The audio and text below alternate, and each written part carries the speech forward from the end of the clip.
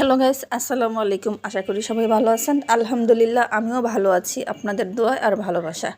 তো আজকে আমি বানাবো কাঁঠাল দিয়ে পিঠা।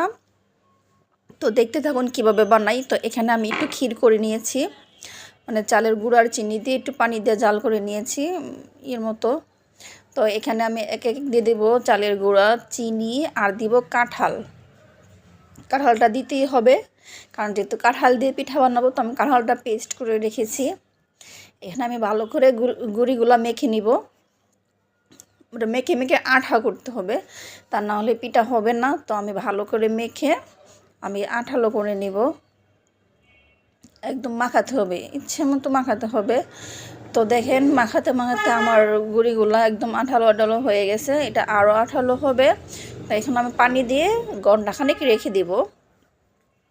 ঘন্টাখানেক রেখে দিলে পানি দেখা যাচ্ছে আপনার পিঠাটা ফুলবে, ভালো নরম হবে আর এর সম্ভাবনা কম থাকবে। তো গাছ দেখতে পারতেছেন আমার এটা। তো এখানে আমার লাগছে কাঁঠাল, চালের গুঁড়া, চিনি আর সামান্য লবণ। তো এখন আমি পিঠাগুলো বানাবো, দেখেন কীভাবে বানাই।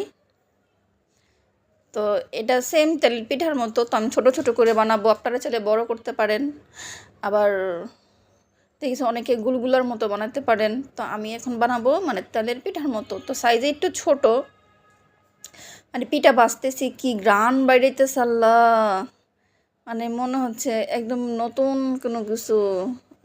আর যাদের কাঁঠাল অনেক পছন্দ তাদের অবশ্যই এটা ভালো লাগবে, আর যাদের না কাঁঠাল পছন্দ না তাদেরও অনেক ভালো লাগবে। কারণ দেখা গেছে বাচ্চারা কাঁঠাল খেতে চায় না, কারণ কাঁঠালে অনেক পুষ্টি, অনেক ভিটামিন থাকে। তো আপনারা চাইলে বাচ্চাদেরকে এরকমভাবেও খাওয়াতে পারেন, বা দেখা গেছে কেক বানিয়ে খাওয়াতে পারেন। তো আমি কাঁঠাল দিয়ে কেকও বানিয়েছিলাম, তো ওইটা ভিডিও করা হয় নাই।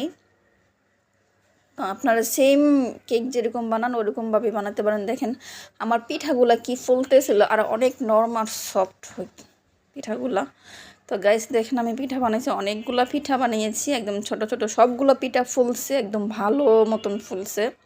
তো বাসায় আপনারাও ট্রাই করেন, আপনারাও বানান। আর কাঁঠাল ফেলে না দিয়ে ব্লেন্ড করে ডিপে রেখে দিন, মানে যে কোনো সময়